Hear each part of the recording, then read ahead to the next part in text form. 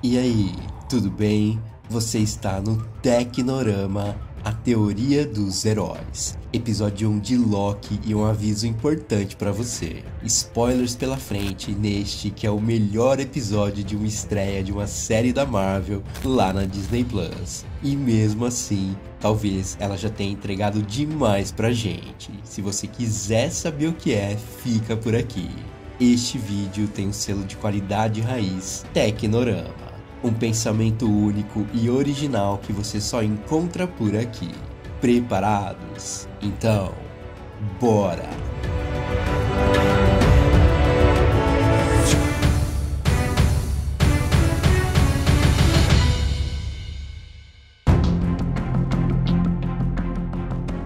O logo da Marvel Studios se formando mais uma vez. Uma das melhores sensações que a gente tem como fã.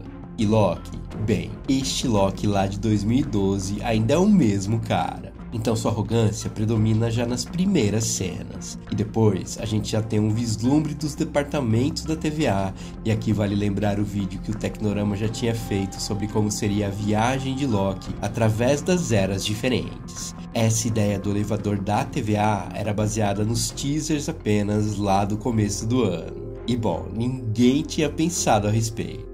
Só que este portal vermelho, na verdade, que eu achava que era um portal para passar a outra linha do tempo, é apenas um detector de robôs no filme. Mas mesmo assim, o lance do alçapão acontece como previsto pelo Tecnorama. O início da série tem vários lances de humor bem interessantes. E tudo vai caminhando até a gente chegar na Senhorita Minutos. E aqui a Marvel deu uma aula pra gente que, na minha opinião, foi até além do que eu esperava. A primeira coisa e a mais importante é essa. Há muito tempo, houve uma grande guerra multiversal que quase acabou com todas as linhas do tempo até chegarmos na linha do tempo sagrada unificada pelos Guardiões do Tempo. E é justamente aí que a TVA foi criada, monitorando qualquer desvio na linha do tempo sagrada criada pelos Guardiões. E bom, monitorar essa linha do tempo é o trabalho deles. E Loki havia acabado de zoar com ela. E ali já dava pra entender que a Marvel estava sendo bem didática pra gente. Ok, mesmo assim, isso é bem complexo se a gente pensar em multiverso, porque em teoria, antes dessa guerra multiversal, tudo poderia ter acontecido, incluindo eventos de filmes passados das eras da Marvel, da Fox Studios e também com a Sony. O gancho perfeito para Marvel é esse, o cenário que talvez ela procurou para definitivamente chegar pra gente dizer: os filmes antigos são cânone, mas em outra linha do tempo.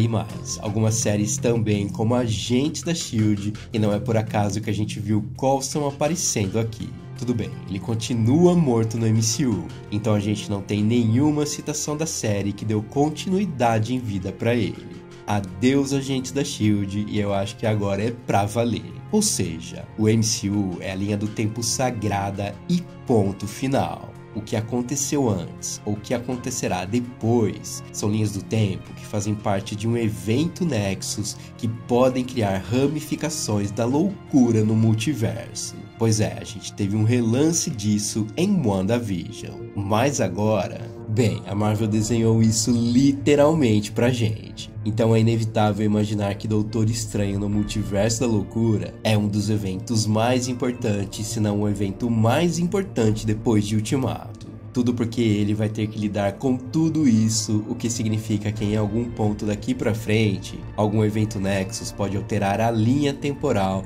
criando ramificações que chegam em Homem-Aranha 3. Sim, este é o ponto.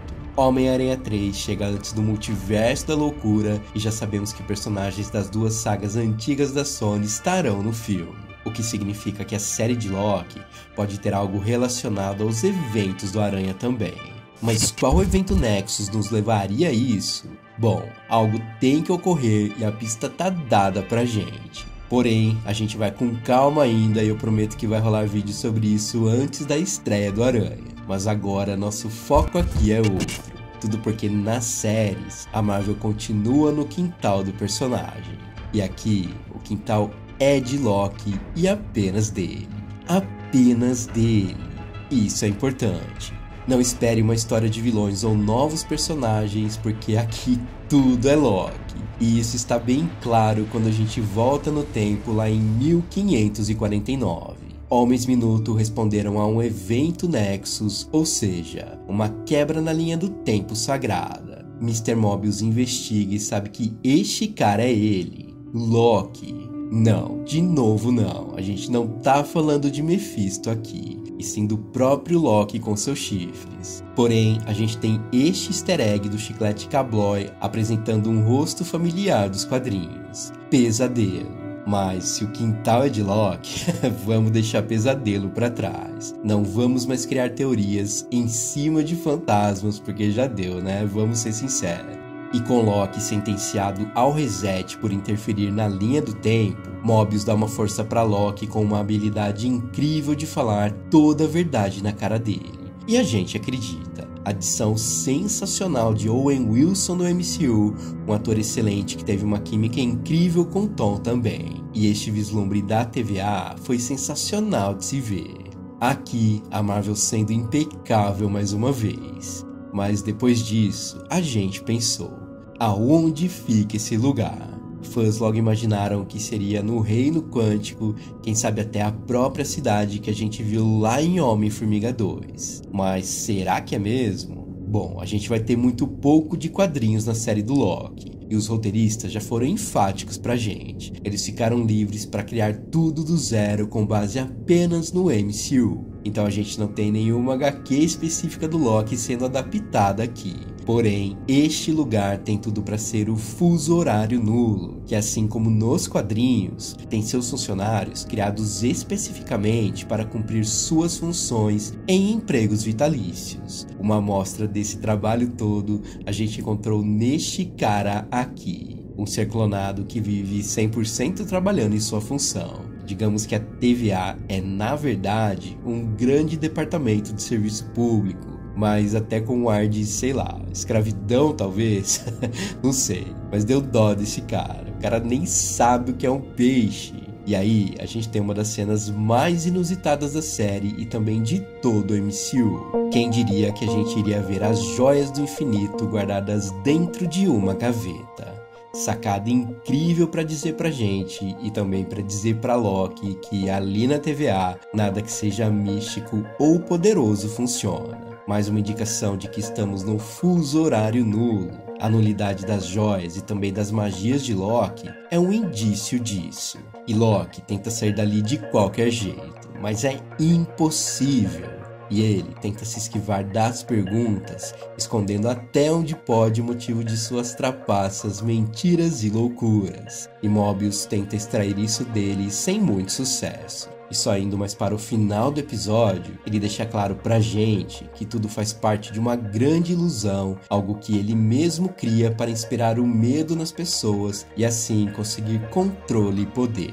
O próprio Loki sabe que é um vilão, mas Mobius diz que ele não o vê assim. E bom, isso é parte do plano de Mobius, que diz que uma variante fugitiva está matando os Homens Minuto. E essa variante é justamente Loki.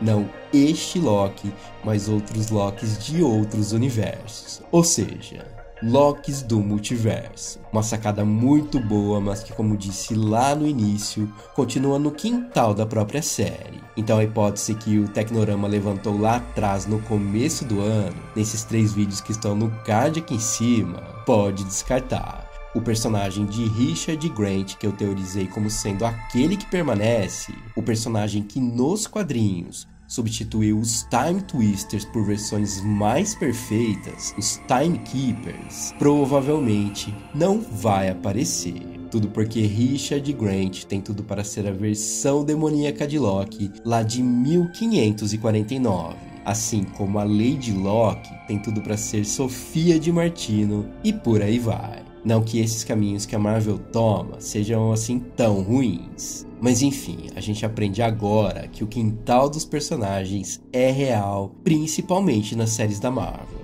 Em todo caso, a Marvel conseguiu pavimentar tanto o destino de Loki como o multiverso em apenas um capítulo de incríveis 50 minutos. Do ponto de vista da narrativa, isso é sensacional. Às vezes, a gente não precisa de grandes eventos para explicar o funcionamento de coisas complexas. Então, se você me perguntar o tamanho deste EP, eu vou falar que ele é gigante, justamente por isso. Em tão pouco tempo, muita coisa se tornou clara aqui, principalmente em relação ao multiverso. Mas será que é isso mesmo?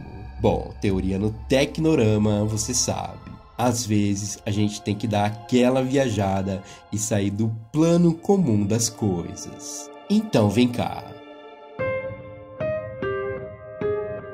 Será que Loki vai aproveitar de cada situação para, enfim, sair das mãos da TVA? Ou será que, na verdade, esse não é o seu plano? Vamos mudar nosso pensamento para algo que poderia ser bem interessante e que nada tem a ver com quadrinhos. Você já parou para pensar que este Loki de 2012 pode ficar preso num looping temporal? Ou seja, este Loki, entre aspas, original, é o mesmo Loki de outras eras, só que com acesso aos resets de tempo e aos portais dos Homens-Minuto? Para clarear a sua cabeça, a cena final é bem instigante. Com este objeto anacrônico, ou seja, fora do tempo que os Homens-Minuto estão, que é justamente 1858, eles dizem que o ser é do terceiro milênio, 1000 anos à frente do nosso tempo. Dizendo que o idiota arranjou uma máquina do tempo, significa que é a mesma máquina que o portal que os Homens-Minuto usam. E isso pode significar que este Loki é o mesmo de 2012 que assassina Homens-Minuto em troca das cargas de reset para levar adivinha pra onde?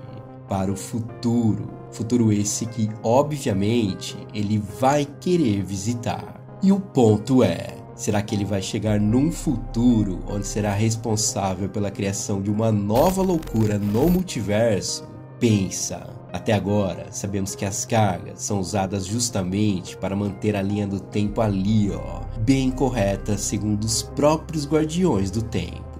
Tanto que essa linha do tempo é chamada de linha do tempo sagrada. E Loki sabe disso. Aliás, tanto ele como nós recebemos uma aula com a senhorita Minutos. Mas a questão da gente não esperar grandes participações extras envolvendo outros personagens, dessa vez fica bem difícil não achar algo pertinente aqui. Loki pode ter encontrado no futuro este cara. Kang, o Conquistador, que tem nos quadrinhos uma inveja quase que gigantesca pela TVA, pelo menos em relação aos números. O controle temporal da TVA é 3 vezes maior que o da dinastia temporal de Kang. E se Loki for a porta de entrada para essa disputa, roubar esses resets de tempo é o seu trabalho específico para ele. Kang, que planeja mais uma guerra no multiverso. E isso faz todo sentido. Só alguém que quer uma guerra seria capaz de roubar os resets de tempo. E Kang pode usar Loki lhe prometendo muita coisa, assim como os Chitauri haviam prometido para ele lá no começo de Vingadores. Lembrem-se, estamos falando aqui do Loki de 2012 ainda. Aquele Loki ávido por controle e poder.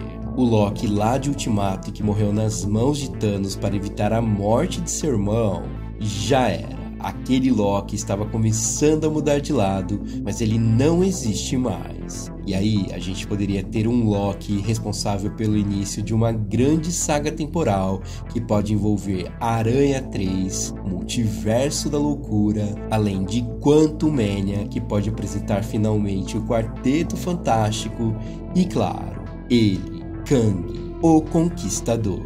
Se for assim, a Marvel finalmente vai sair do quintal do personagem e surpreender muita gente, incluindo eu aqui. Mas enfim, ainda estamos só no primeiro episódio e eu acho que eu fui longe demais.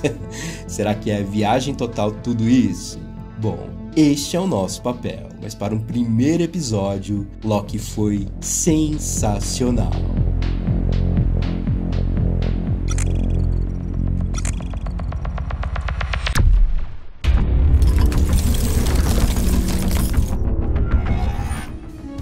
E é isso, meus caros, o Tecnorama foi um pouquinho além, mas super necessário, mesmo com essa voz bem bagaçada que eu tô. Eu poderia ficar horas falando aqui sobre este primeiro episódio que eu achei realmente incrível. Mas e você? Chegou a hora de dar a sua opinião aí nos comentários. Se é novo por aqui, chega mais. Deixe o seu like, ative as notificações e espalhe a palavra, porque este é o Tecnorama, a teoria dos heróis. Eu fico por aqui, um abraço, até mais.